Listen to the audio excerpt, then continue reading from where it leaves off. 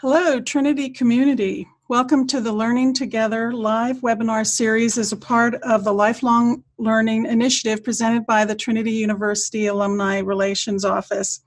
I'm Kris Howland, and I'm the Director of Plan Giving here at Trinity, and I'm very happy to moderate this webinar. It's my distinct pleasure to introduce our speaker today, Gina Gaedke.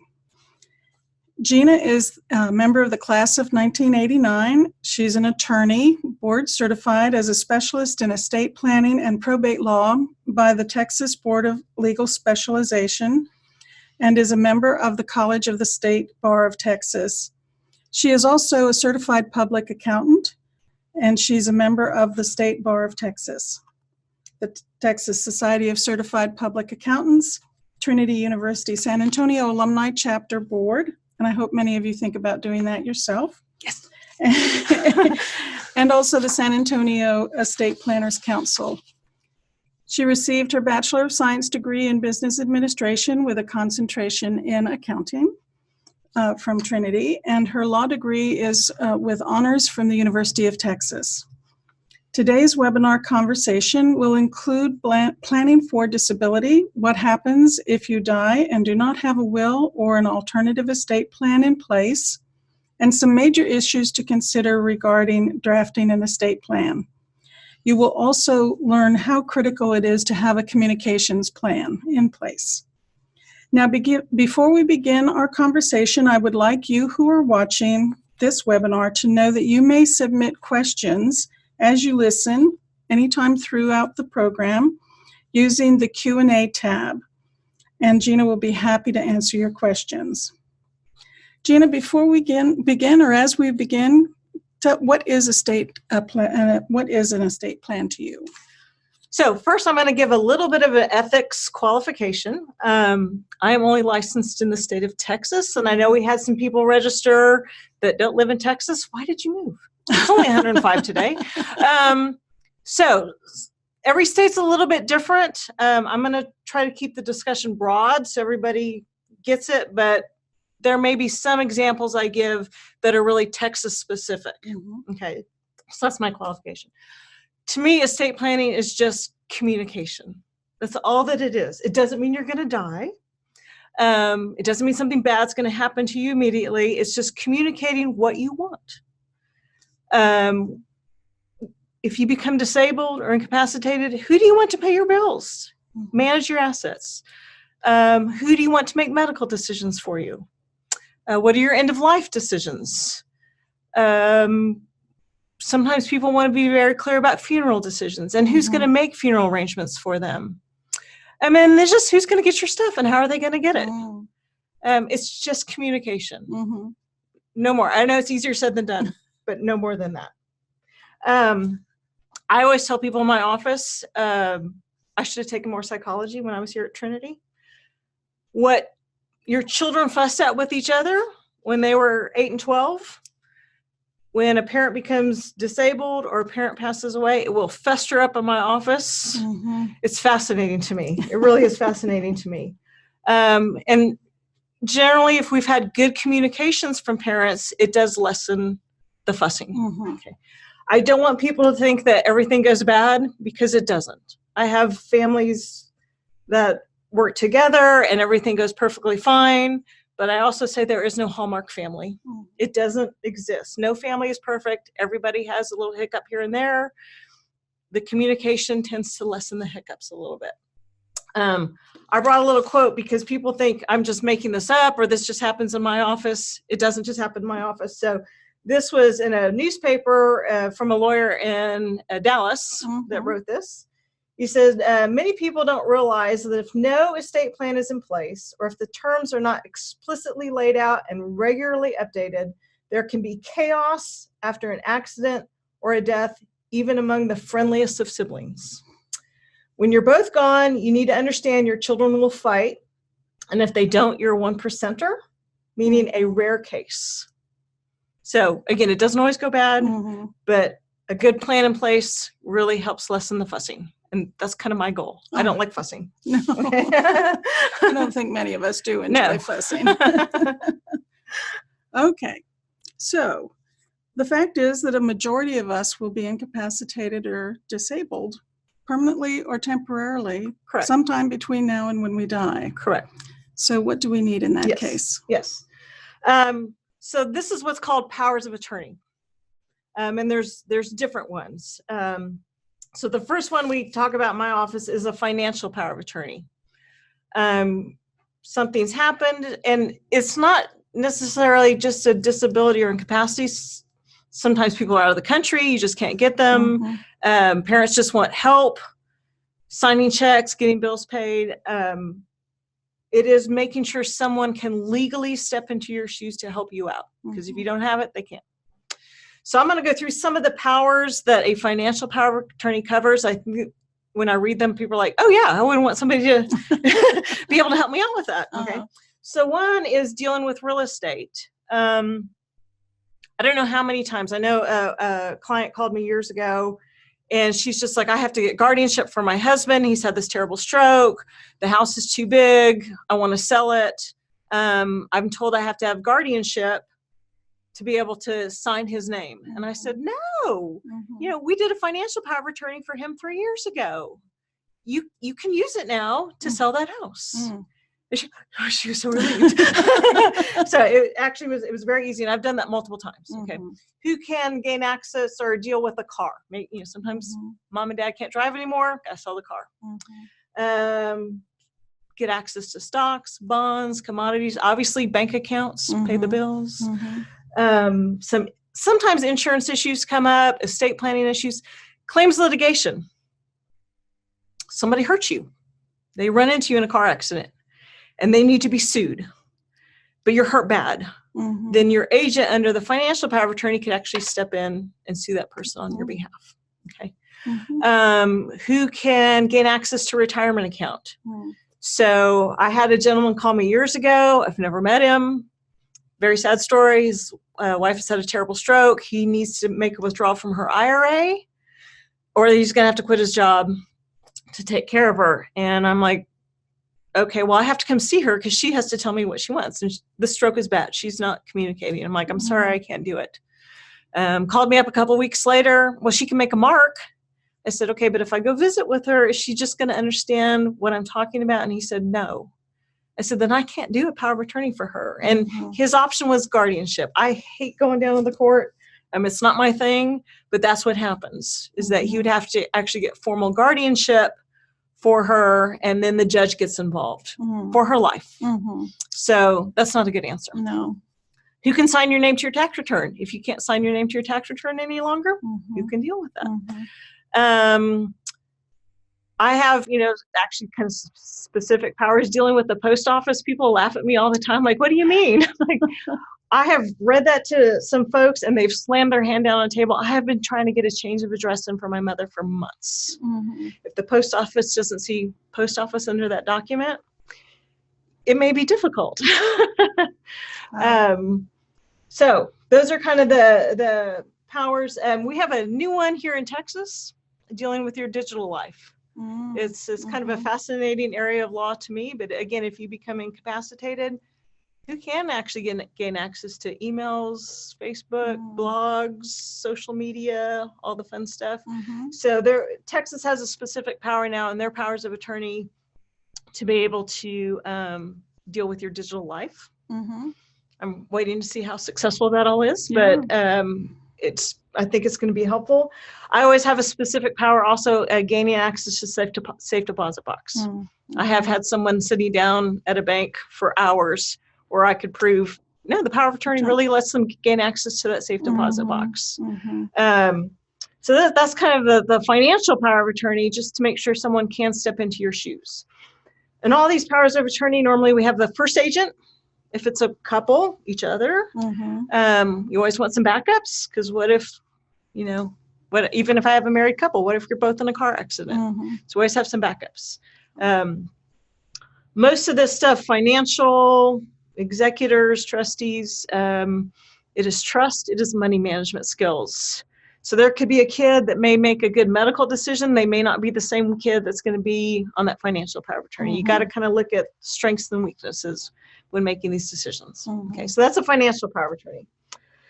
And then I do a medical power of attorney. Now, some states will combine a medical power of attorney and the kind of end-of-life decisions in one document. Texas separates those. So we have a standalone medical power of attorney. If you are in a situation where you cannot communicate with your medical providers, temporary or permanent, who can step in and make a general daily medical decision? Surgery authorization, asking for a second opinion before somebody touches you, prescription medications decisions, all the fun stuff. Again, sometimes I'll have people, can I name 2 people on that? Yeah, but then we need to be clear. Is it joint, like they got to both be there, or whomever we can get on the phone can make a decision? They act independently, kind of stuff we talk about in my office. I do a separate HIPAA authorization form in my office. So the HIPAA rules are the federal government's privacy rules. Your doctor, hospital staff, health insurance provider can only talk to you as the patient. I always tell people in my office, it is the shortest document I do in this office. It is used more often than anything, anything. I had a client in my office who's a surgeon. His dad had passed in California, and I brought out that HIPAA form, and he looked at me and he said, you know, I checked my father into the exact same hospital no less than 7 times, and every time we hit the door, that was the first thing they asked me for. Otherwise, they were not talking to me. I'm like, well, weren't they copying it? Oh yeah, every time. But then they couldn't find it the next time we hit the door, you know. I actually had to use my daughter's HIPAA form. So I have a kid at Trinity, and I've got one at a school in California. Needed to make a dental appointment. They would not talk to me. They're like, she has to call. I'm like, she's in finals. This is not happening. I have a HIPAA form. I'll send it to you. I did, and she called me right back when she wanted to come in. Yeah. Okay. Right. The financial power of attorney, medical power of attorney, and HIPAA authorization form, I tell people that was my birthday present to my children when they hit 18. Okay. My son looked at that HIPAA form and said, why am I signing this? I didn't know he was going to school 10 minutes from our house at the time he signed it. I said, you know, you go to college about 4 times a year. I have parents call screaming at me because they do have a child in college that is sick. And, you know, phone call comes from roommate, or somehow they find out your kid's in the university clinic or maybe in the emergency room. And then I'm getting yelled at because the medical providers will not get on the phone and talk to the parents. By law, they're not supposed to without that permission slip. So as I have folks come in that have kids, you know, turning 18, is kind of my suggestion to get these little basic ones done. I know people tell me they use them a lot for their kids in college. So very important. And then we have a directive to physician and family here in Texas, sometimes referred to as an advanced directive or living will. Your ability to just leave a statement to your family, your medical community, as to your wishes regarding extended artificial life support. So a lot of my clients want to leave the instructions to say, if it's time to go, it is really my preference that you let me go. I always pick on my family. My mother was a registered nurse. She had 5 advanced directives. I don't really know where they all came from. 5 different ones, very consistent answer. The woman threatened to haunt me from the grave if she was on the machine for a minute. Okay, nurses are that way. They just are. But this is not an easy decision to make. My husband's a minister here in town. He had to be a hospital chaplain for about 6 months when he was in seminary. And the first time he got called in to help give guidance to a daughter, he called me. You know, doctor called, really time to let this woman go. Daughter's sitting next to mama's bed, cannot sign the paperwork. Would you go talk to her? Then he calls me. I'm like, I'm not in seminary. Why are you calling me? He's like, I don't know what to tell her. And I said, well, does the patient have an advanced directive? And he said, yes, she does. I said, well, I would go through it with the daughter, because my opinion, you're not really making the decision for this person. You're following the instructions they left for themselves. And to me, there's a mental difference in that. And then I told him, I said, you know, years ago, I heard this from a Lutheran minister up in Bernie. I said, ask the daughter, are you really extending your mother's life, or are you postponing her death? Because again, if you're postponing her death, she's been called home, let her go. He's like, oh, that's really good. And it worked. It worked. Yeah. So the great majority of my clients sign an advance directive to tell everyone if it's time to go, it's okay. Mm-hmm. It would be my preference. Mm-hmm. The advance directive is not as black and white as it appears to be. They're still going to the folks on your medical power of attorney to actually sign off. So it's not Mm-hmm. that Mm-hmm. the medical community is going to make a unilateral decision based on it, really without your family, at least the agent under your Mm-hmm. medical power of attorney consenting. Mm-hmm. But I think it just helps that paperwork. You know, if I had to make that decision for my mother, I really don't think it would have bothered me, because she was crystal clear as to what she did not want. Mm-hmm. I see, that was just her communication, right? Mm-hmm. My father's definition of this is he can't drive. Mm-hmm. If he can't drive, I'm apparently supposed to take him out. So those are the core kind of powers of attorney I do for my clients. There's a couple others that come up occasionally. One is a declaration of guardian. Mm-hmm. So even if we have a financial power of attorney or a medical power of attorney in place, if someone else actually manages to get guardianship for you through the courts, it trumps those documents. And again, no Hallmark family. So sometimes people come in that just have a family member that they're really telling me, I don't ever want this person to be my guardian. I don't want them to go to court and then trump the decisions I've made on my powers of attorney. Mm-hmm. So sometimes I'll do those just to kind of block that issue. Mm-hmm. There's another one, which is an appointment of agent to control disposition of remains. I don't do those all the time. But the fact is, under at least Texas's health and safety code, it is next of kin that can make your funeral arrangements. Mm-hmm. Right. Obviously, I have people come into my office that don't have family members. Mm-hmm. They have, friends, but Mm-hmm. not actually next of kin, or some people don't like their next of kin. Mm-hmm. And they don't want those folks to make their funeral arrangements. Mm-hmm. Couples that even are, live together but aren't married. Mm-hmm. I'm like, look, you all can't make funeral. The Mm-hmm. funeral home may not deal with you Yeah. initially. So sometimes I will do that one just to solve that issue. I know I had a gentleman in my office a couple weeks ago that he doesn't have any children. He's married. He doesn't have any children, but he defines his stepdaughter as his daughter, Mm-hmm. but she's not adopted. Mm-hmm. So I said, if you pass away second, your wife passes away first, she really doesn't have the legal authority to make your funeral arrangements. Mm-hmm. So maybe we should do that one. Mm-hmm. I have another client that has nobody. She has a friend. Mm-hmm. And she actually took that document to a funeral home. She was making her funeral arrangements, and the funeral home called me. Mm-hmm. Thank you for doing that. Because without that, we would not be able to deal with this friend. Mm-hmm. So it can come up. Those two I don't do all the time, but just facts that come up. We always have a solution. Right. We always have a solution. Okay. So those are the powers of attorney. That's a disability or incapacity. Wonderful. Thank you. So what if you happen to die in the state of Texas without a will or an alternative estate plan? So congratulations. State of Texas is now going to say who gets your stuff and how they get it. Mm-hmm. And it's, I always tell folks, even if that works out and everybody is not fussing with each other, it is a much more expensive process to get through the courts Mm-hmm. than it is if you have a will. But I have had some people just in tears. I'm just getting the Kleenex box out. Always have Kleenex in my office. Because it can be an answer that you don't think is right. Mm-hmm. So a couple examples. I had actually a young woman call, and her husband passed away, and they have 2 little kids. And it all seemed, they got a house, and he worked on cars. I don't know, there's 17 cars in the driveway or something. Mm-hmm.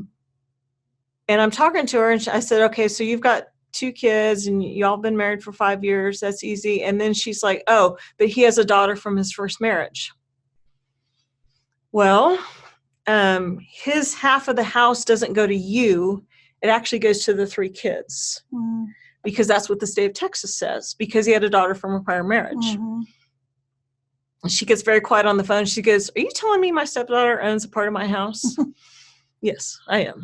She can't force you to sell it, but that was years ago. And she actually called me a couple weeks ago, and she's now wants to sell the house and shocked that, the stepdaughter gets a part of it. I'm like, no, we went through that. You didn't, you only had your half. I had another one. This was a long time ago. Ladies in my office, and long marriage, 45-year marriage, no kids. That's what she's telling me. She didn't have any kids. He didn't have any kids, but her husband died without a will. And so, okay, well, there's no kids. So that will send everything to you under the intestacy laws. And then she's getting up to leave, and she looks at me. She said, he did have a daughter from his first marriage. Okay, sit back down. We had to hire a private investigator to find her, and she did inherit her dad's half of the house and a piece of property they owned up in Kerrville. And this woman just cried in my office. That's not fair. They haven't talked to each other since the 70s. That's what happens if you don't have a will. Well, yeah. It may not go exactly where you want it to go. If you have younger kids, then we're looking at also opening a guardianship, because you can't leave something to a child under the age of 18. So then we get into the court system for those kids. It's not easy. So something is better than nothing. Something is better than nothing. Great. Let me just take a quick look at some of the questions here.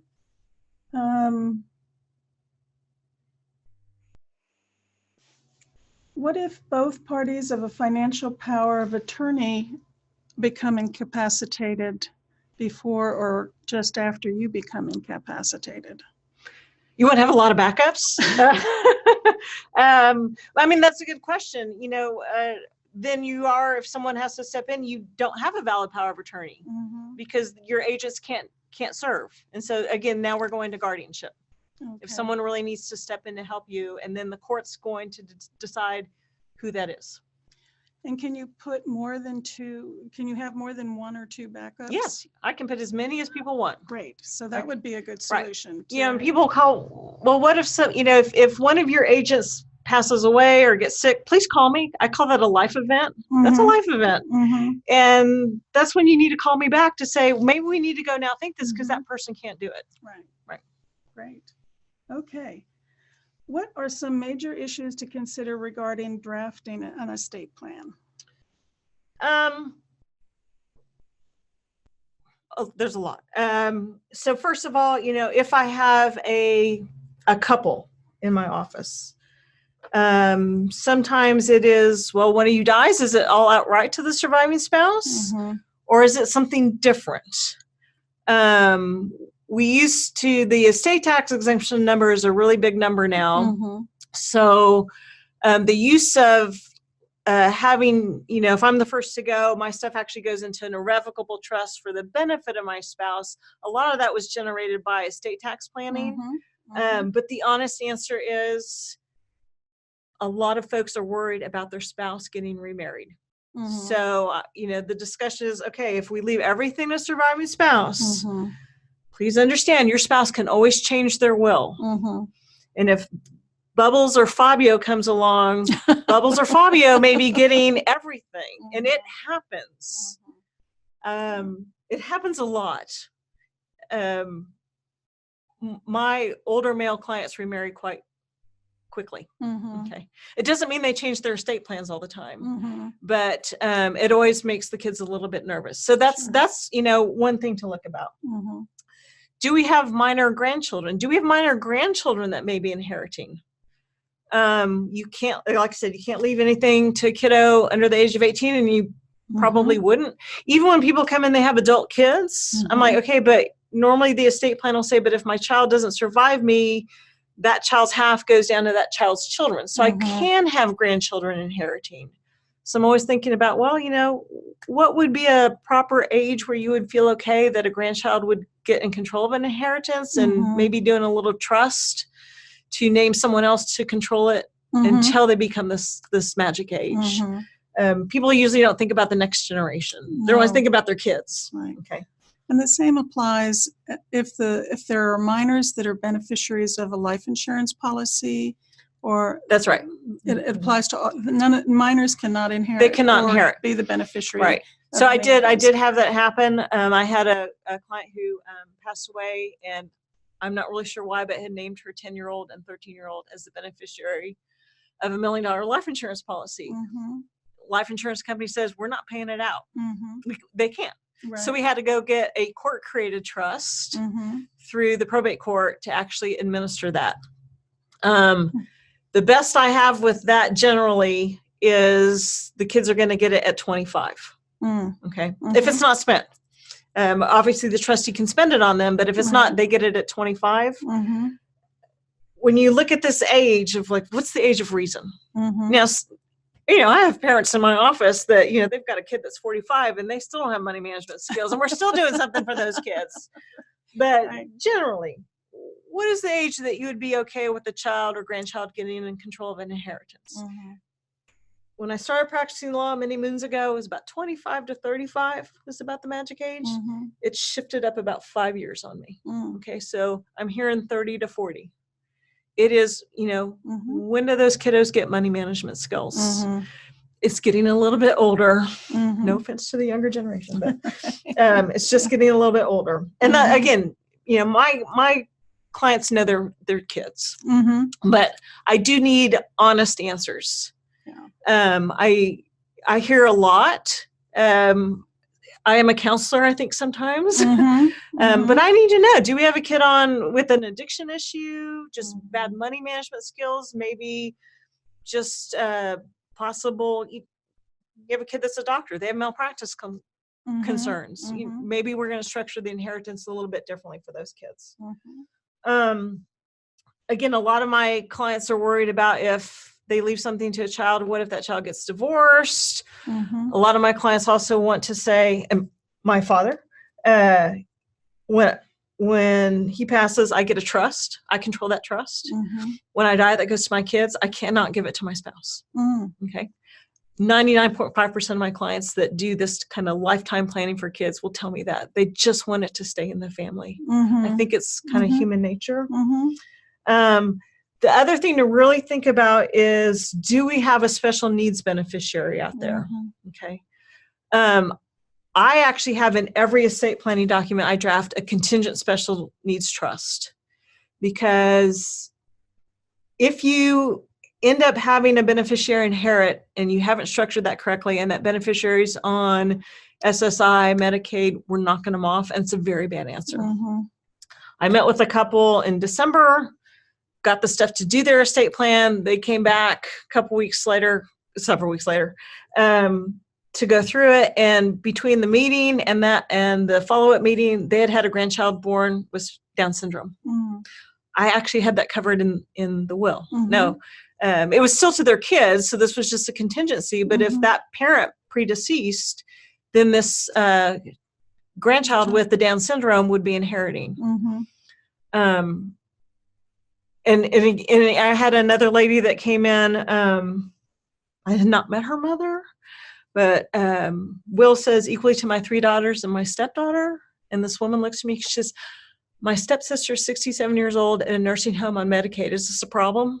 Mm. Yes, it's a problem. But I turned the page over in this woman's will, and there was this contingent special needs trust in there. I'm like, oh, we're okay. We're good. Mm-hmm. We can put it in this trust. She needs anything Medicaid doesn't cover. She wants some new clothes, hearing aids. Medicaid doesn't cover hearing aids. You've got this money, but we're not knocking her off of the benefits. So, the nursing home bill continues to be paid by Medicaid. Mm-hmm. So it is stuff that I make my clients think about. Mm-hmm.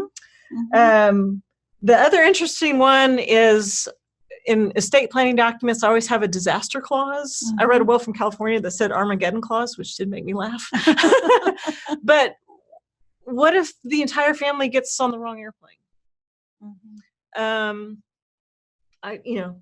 Don't get too wrapped around the axle about this. The chances of it happening are remote, but I do want it to be what my clients would want. In fact, I just had a couple in 2 weeks ago, and the only time they come to see me is when they're going on vacation, and it's that clause. And they've got adult girls. I actually think one is here at Trinity.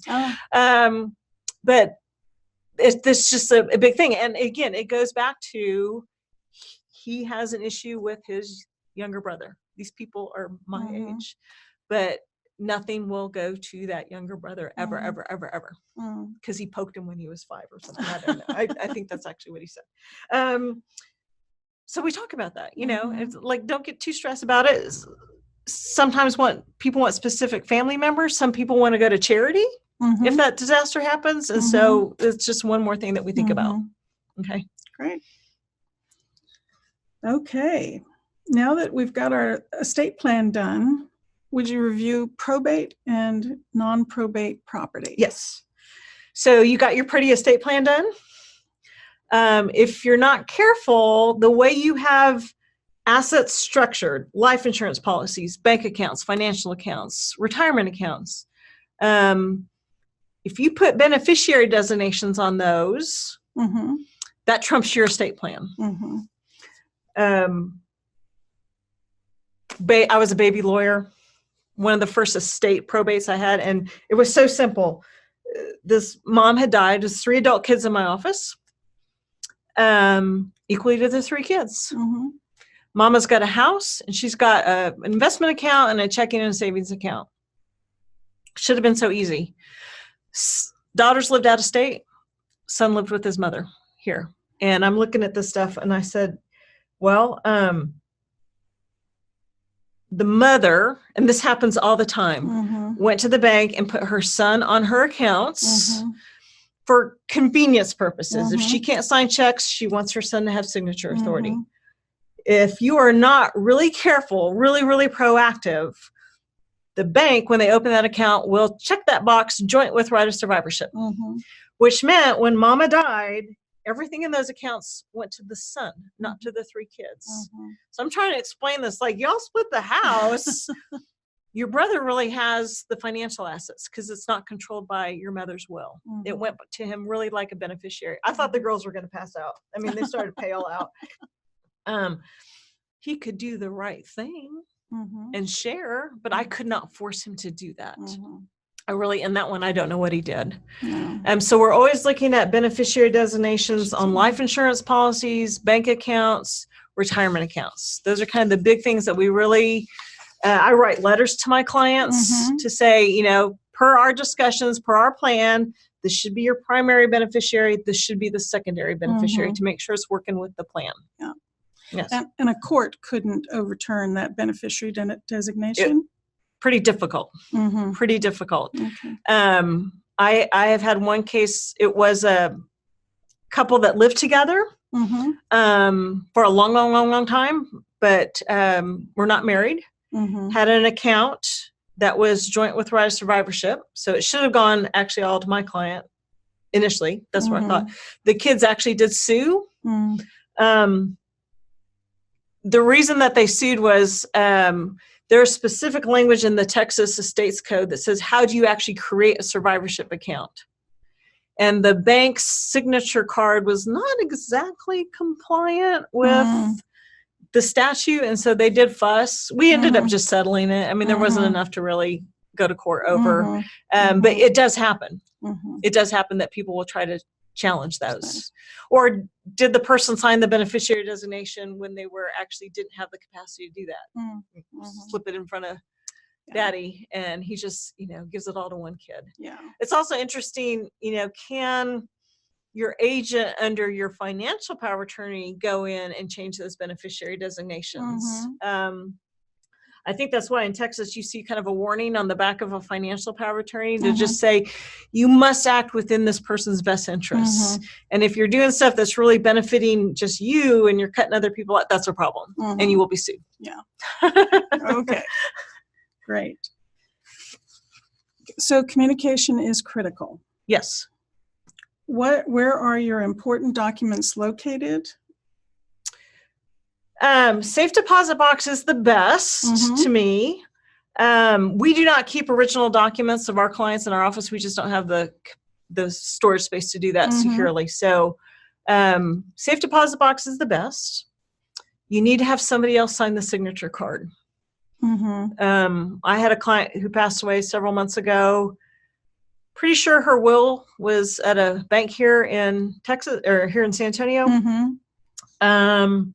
It took me 6 months because I had to get the daughters were not on the signature card of their mother's safe deposit box. So it's frozen. Well, I can't get an executor appointed until I get the original will, and I can't get the original will until the executor. So there's a procedure where I filed a motion with the court, and they actually send somebody from the court to the financial institution. Well, now you got to marry up somebody from the bank, a locksmith, and someone from the court all being there. Oh, wow. And just trying to get that coordinated, it took 6 months. Safes in your house. A lot of people have a safe in their house. That's fine. Most home safes are not waterproof. So I'm telling my clients, put them in a Ziploc bag and then put them in the safe. Make sure somebody has the combination. Okay. This happened to me when my mother passed away. I knew there was a safe in my mother's house. I'm looking at my sister, combination. Think she used it? Don't know. It was 4 hours of a locksmith trying to, and there was nothing in there. Bad for us. I was doing a presentation for some folks, and this lady raised her hand. She, I have a safe at my house. I'm like, okay, so the kids have the key or the combination to it. She, I just leave it unlocked.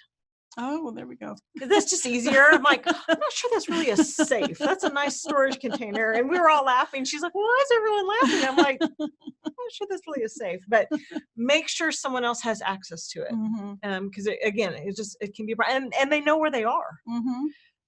We always scan stuff in for our clients, so my clients end up with electronic copies, but there are situations where we need that original. I need the original will. Yeah.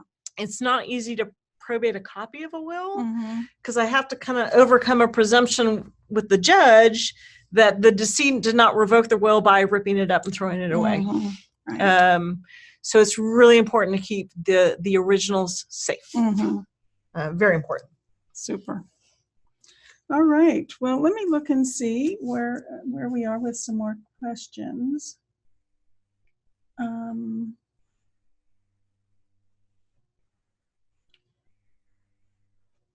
My son is 31 years old. What if he dies without a will?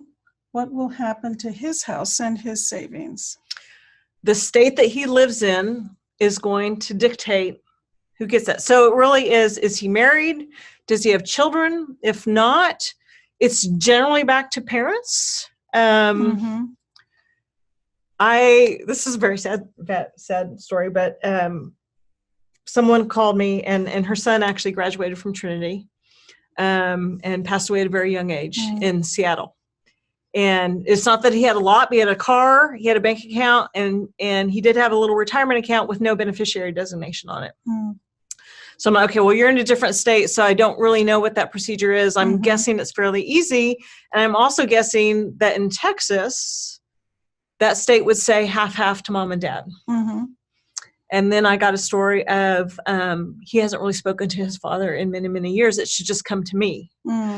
But that's not probably what the state says. It's not what the state would say in Texas. It would be half-half. Something is better than nothing. Something is always better than nothing, to say who gets it. Who gets it. And again, if he passes away and has younger kids, that's a problem.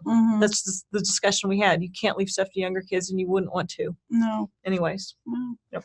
Okay, let me look at some more questions. We've got some great questions here.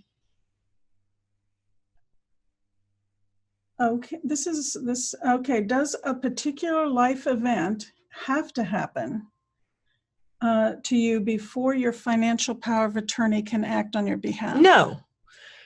So in Texas, you can sign a power of attorney where it is effective the day you sign it. Okay. Or you can sign it that it's effective only upon your disability or incapacity. So my sister is brilliant. She's a professor at Emory. She was doing her PhD research in the jungles of Central America. She was gone for 2 years. Cannot communicate with her. Okay. It's very limited. So I made her sign a financial power of attorney before she left that was effective the day she signed it. Sure enough, she went in somewhere and made plane reservations. Well, the credit card company had a hiccup, and she had left my phone number. And so this credit card company calls me, and they're asking for her. I'm like, Central America, jungles. I think there's a snake that's coiled around her hut. And I said, well, why are you calling? And they're like, well, we really can't talk to you. And so I have a power of attorney for her. Mm-hmm. And so I actually emailed it to them, and they called me right back. Mm-hmm. They said, because it was effective the day she signed it, Mm-hmm. I was able to deal with that because I knew she had done that. Mm-hmm. I have older clients that will do that, either like with children, Mm-hmm. because they just get tired of paying the bills. Right. They just handle it. You handle it now. Yeah. So it doesn't just have to be strictly upon incapacity. It can just be effective the day you sign it. Most of my clients will sign powers of attorney that are effective the day they sign them, Mm-hmm. not having to prove a disability Right. to be able to use it. Sure. Great. All right. Let me see.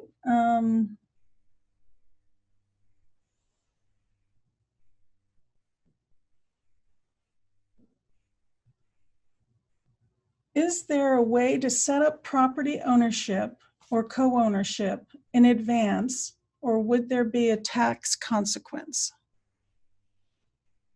That would depend on who are the co-owners. Mm-hmm.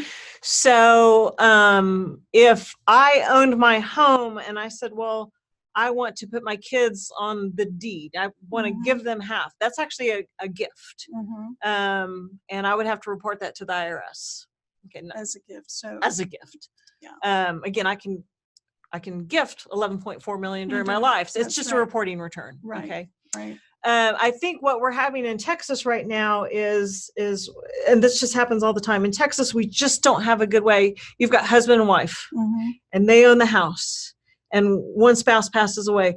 The ownership of that house does not automatically go to the surviving spouse. Mm-hmm. So I can have all the bank accounts went by, right of survivorship, there was beneficiary designations, and no one realizes the title of the house didn't transfer to the surviving spouse Mm-hmm. automatically. Mm-hmm. You needed to probate the will to do that. Mm-hmm. Especially if people come in the second parent side, I'm like, hey, was something done, when your dad died 10 years ago? Mm-hmm. I think so. I don't know. No. Because you just don't see it. You just don't Right. see it. Texas is trying to come up with almost like to put a beneficiary. A lot of states you can put like almost a beneficiary designation on the house. Mm-hmm. Texas just doesn't have a really good solution to that right now. Yeah. I know there's a lot of talk about a transfer on death deed. Mm-hmm. The legislature just took that out of the estates code right now because it was having some hiccups. They're working on it. Uh-huh. Some people will use living trusts versus wills, Mm-hmm. and put their home in the living trust, and then you Mm-hmm. don't have that probate That issue. Yeah. So it's a function of who the co-owner is. Yes, sure. No, that makes sense. And I actually, as I'm working with folks, that's one of the things that comes up most often. People think they've set everything up so that they don't have to go through probate, and then, oops, the Right, house. it's the house. Right. And they never transferred it, and then they want to sell it, and then they have to go back and probate the will. We have to do something. Yeah, I mean, we have to do something. And one thing, again, this is a Texas thing. Probate in Texas is really easy. We have Mm-hmm. a very easy system here. Mm-hmm. But my dad moved to California. He did not step foot in that state with a will because their Mm-hmm. probate is terrible. I mean, it's the best you got is 2 years of court oversight. Texas is really easy. So, Mm-hmm. but it is, there's a cost to it. I acknowledge that. Mm-hmm. It happens all the time because no Mm-hmm. one ever sees it. Right. No one came and knocked on the door and said, you only own half the house. Yeah. Right. All right. Let me see. It looks like we've got a couple of more questions. Please repeat or elaborate on issues with a child who is a physician. Okay. So if I have parents, with a nice size estate, and I will pick on me. I am a lawyer. Mm-hmm. My area of law has the greatest malpractice concerns of any area of law. Mm. So physicians have malpractice concerns. So sometimes, what I had my parents do for me was my inheritance did not come into my name individually. Mm-hmm. My mother's will created a trust for me, and that trust goes for my lifetime. I'm the trustee, I'm the beneficiary of it. Mm-hmm. But if I get sued on a malpractice claim, the assets in my trust are off limits. Mm-hmm. So if there's a divorce or creditor coming after me, that just has a force field around it. So sometimes we look at those issues as, do your kids have any exposure out there? We can structure an inheritance where it's off limits. Same thing, divorce. People come in, not many people like their in-laws. I don't know what that is. But parents are worried if I leave something to my kid, I don't have happy fuzzies about this marriage. I don't want my in-law walking off with half. Is usually what I hear. We can structure it where it's protected from a possible divorse. So that would be something very similar. So lawsuit or divorce. Lawsuit or divorce. Well, actually, divorce is a lawsuit, isn't it? It is. Because it technically is. Okay, we've got some more questions. And if setting up a trust for a state to fund grandkids post-high school education, how is the trust operationalized? That's a good question.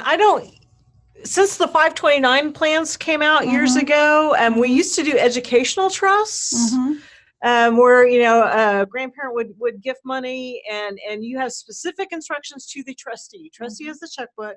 I want you to spend it on my grandchild and we can get very specific. We can read just education. The 529 accounts kind of really reduced the number of education. I haven't done one in years. Really because they're so income tax efficient. And also if you're filling out that FAFSA form for a kid going to college, the 529s are very helpful on that. So, but it really, what is a trust? I mean, a trust, if you said, I'm going to create an education trust for my grandchild, well, you're going to pick a trustee who has the checkbook. Trustee starts with trust. Trustee is money management skills. And then you as the person setting it up are going to write out instructions in that trust document as to how do you want this money to be spent. Some people will just be education. And it's within the trustee's discretion to figure that out.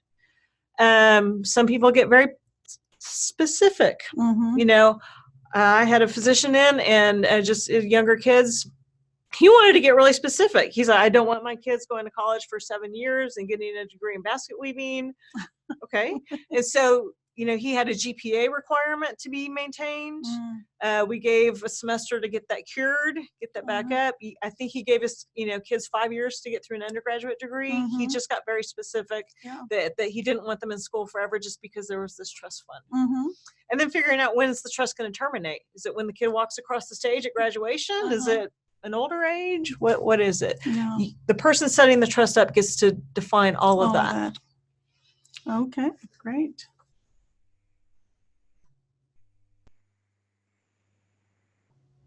What are your thoughts on a trust instead of a will? Okay, good question. So you can have as your core estate planning document a will, or you can have a living trust. So you know what a will is. It speaks when you die. A living trust is actually a trust that's created today. So my husband and I have a living trust, and that trust says, hey, it's our stuff, and it operates under our social security number. And I'm slowly trying to transfer stuff into that. So why did I do that? And again, a lot of states, I said, my dad moved to California. He has a living trust because he is in a state that you really, really want to avoid probate. Not that big of a deal in Texas.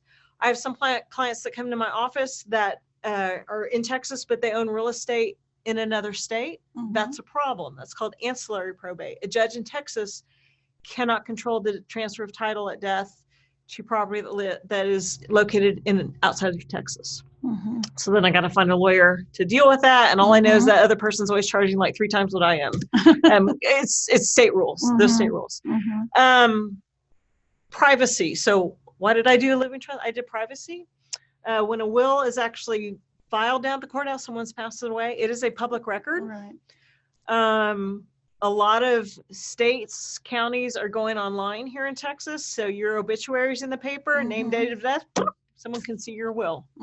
They can see the blueprint of your estate plan. It's not the asset listing anymore generally, but it is the blueprint. I just got to the point where I just want to keep that private. I see a lot of people, if my obituary is in the paper, I don't want people to be so nosy in their jammies at night going, oh, what did Gina's will say? I did it for privacy purposes. It is a little bit more difficult to contest a living trust than it is a will. So if we've got some concerns about beneficiaries, would they contest? It's a little bit of a roadblock. It allows us so assets don't freeze if a contest is filed. And then just management. So I'm going back to that financial power of attorney. They work great. They can get old. And this is a financial institution decision, not a state decision necessarily. So if you have those maybe same people that are on your financial power of attorney that are listed as backup trustees on the living trust, it's a little bit, I mean, that's never questioned. So someone becomes incapacitated. Oh yeah, you're the trustee, you step in, versus like, hey, that power of attorney is too old. We may not accept it. Okay. Which has happened. It's like 20 years, if it's 25 years or 50 years. I've had a bank financial institution say 9. They wouldn't accept a power of attorney that was 9 years old. Wow. My mark is about 7 to 8 that they kind of need to even get re-signed. Yeah. And not every financial institution is going to have that, but it does happen. Sure. So it is occasionally updating them. And another good reason for updating all of your documents pretty regularly. Yes. What do you recommend? How often should I tell people they should pull their stuff out every 5 years. Every 5 years. Who's on first? Who's on second? What decisions did you make as beneficiaries? Does that all still make sense? And it's amazing how stuff changes. Yes. It just changes. People change in your life, and your kids change, and your family changes. But I know. I couldn't believe your son is a senior this year. It It doesn't seem possible that much time has gone by. All right. We've still got some questions here.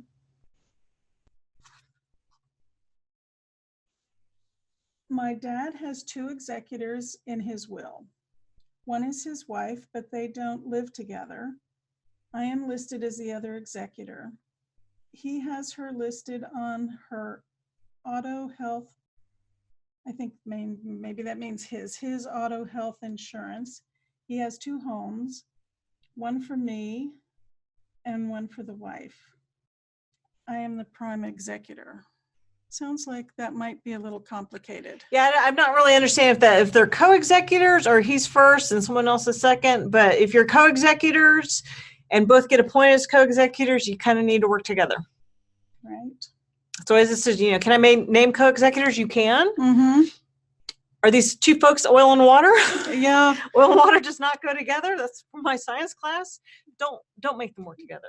Yeah. No, and it doesn't even have to be that they don't work together. I've often talked with folks who the executors are not in the same city or the same state. And if you have co-executors, both have to sign all of the paperwork. Most of it. They don't have to. They don't they don't have to sign every check. No. But like if you're selling a piece of real estate, you're both going to have to sign it. There's a lot of stuff. transactions that require both at the same time, Yes, and that really can become very, very difficult. And I know that parents really resist. They want to have all of the kids be executors, and it doesn't more really difficult. Right. Okay, so the one thing before we run out of time, and I know you and I have talked about this before, going back to communication. Yes. Okay. Yes. Stuff in the house. Oh yes. Stuff in the house. It is the greatest source of fussing and disharmony in my office ever. It's very easy to take a bank account and divide it in half and say, see, you each got half. The stuff in the house has memories, and memories tend to create very weird artificial values. And I have had extremely what I deemed close siblings that'll probably never talk to each other again over who got what. And we're not talking about valuable stuff. I have had a custody battle over a lawnmower. Push, not writing. 4 adult children, 2 lawyers, dad's lawnmower. I couldn't quite figure out what that was. I offered to personally go buy 3 other lawnmowers, so everybody got one just to get the file off my desk. No, that was 20 years ago. My client, who was the executor of his father's estate, who was not in the custody battle over the lawnmower, called me last year. Do you remember me? I'm like, yep, lawnmower. Do they have it? Because they do. He goes, every weekend it transfers somebody's house. Mhm. Now they don't touch it because they don't want to be the one accused of breaking dad's lawnmower. But I'm like, I don't get it. So I really encourage my clients again to communicate. Mhm. Let's get the kids. Is there something that you want? Mhm. You know, people like, my kids don't want anything.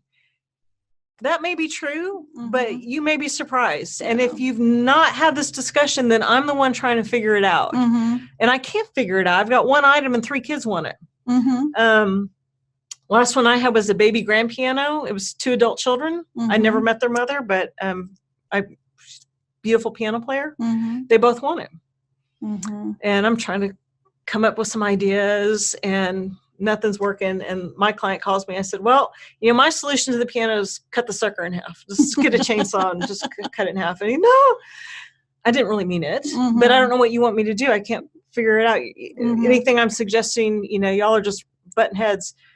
They eventually donated it to a school, which was beautiful and perfect because neither of these children played the piano. And their mother wouldn't want the piano just to sit there collecting dust. Right. And so it was great, but it took them so long.